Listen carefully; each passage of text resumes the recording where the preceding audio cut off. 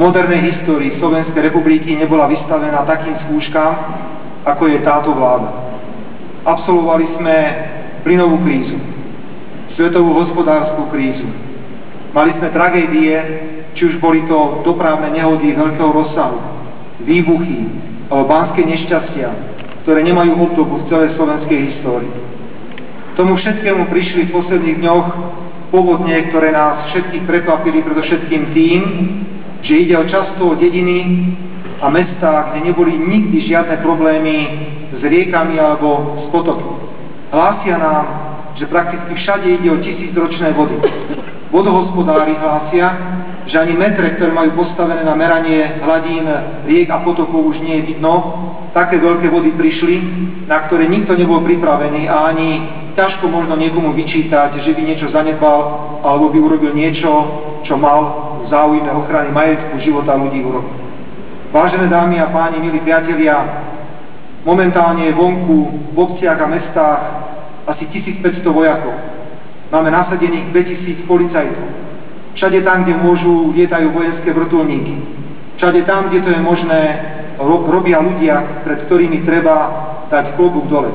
Ja som absolvoval včera aj predvčerom, takisto ako minister vnútra Robert Kaliňák, ktorý je teraz v Starej Ľubovni, alebo minister obrany, ktorý bol opakovane pri Trebišove, stretnutia s týmito ľuďmi. Od rána do večera, v noci, daždi, za ťažkých podmienok robili všetko preto, aby chránili svoje vlastné dediny, aby chránili svoje vlastné mestá. Myslím si, že je čas, aby sme aj my všetci, aj tu v Bratislave, prejavili nejakú mieru solidarity s týmito ľuďmi. Je veľmi dôležité prejavovať sympatie voči týmto ľuďom. Robiť všetko preto, aby sme našli finančné prostriedky na odškodnenie predovšetkým ľudí, ktorí prišli o vlastné bývanie. Nechcem nikomu želať pocit človeka, ktorý stojí pri vlastnom dome, v ktorom je 1,5 metra vody. Dome, ktorý bol možno postavený pred rokom, s novými podlahami, zateplením, s novým vnútorným zariadením. Sú to traumy, z ktorých sa budú určite mnohí spamätávať veľmi dlho. Aj preto sme sa rozhodli, že zajtra ráno o 8 hodine zasadne vláda Slovenskej republiky. Ja odchádzam hneď potom, ako skončím túto moju reč, do Starej Ľubovne, Kežmarku a do Trebišova, aby sme ráno spoločne s ministrom vnútra a ministrom obrany mohli informovať vládu Slovenskej republiky, čo sa všetko deje a čo je potrebné urobiť. Môžem verejne vyhlásiť tu pred vami, že vláda Slovenskej republiky berie na seba zodpovednosť a odškodní každého jedného občana Slovenskej republiky, ktorý bol poškodený týmito povodňami. Na tento účel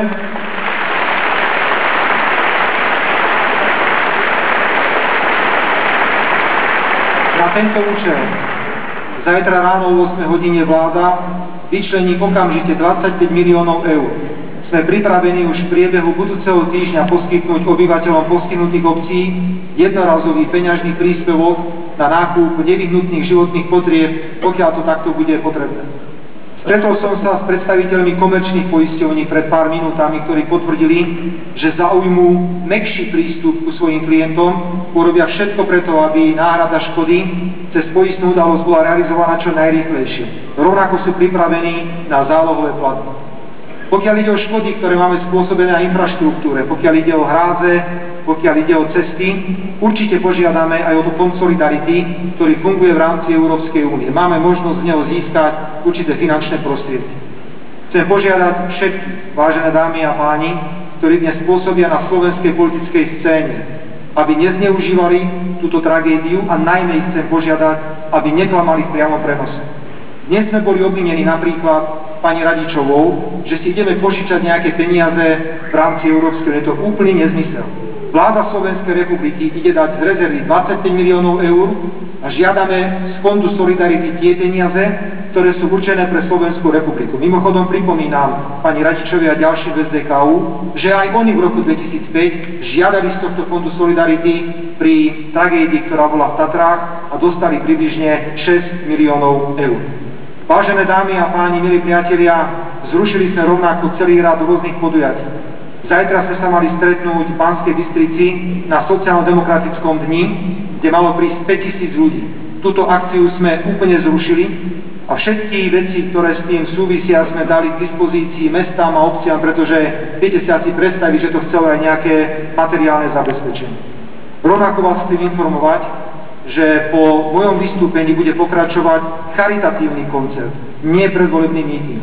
Charitatívny koncert, umelci, ktorí sa tohto koncertu zúčastnia, sa vzdali nároku na dnešný honorár a spolu s kandidátmi na poslancov Národnej rady Slovenskej republiky za Smer sociálna demokracia sme vyzbierali asi 34 000 eur, ktoré dáme hneď k dispozícii ministrovi vnútra, aby v okamžite dal do tej obce alebo do toho mesta, kde to bude potrebné.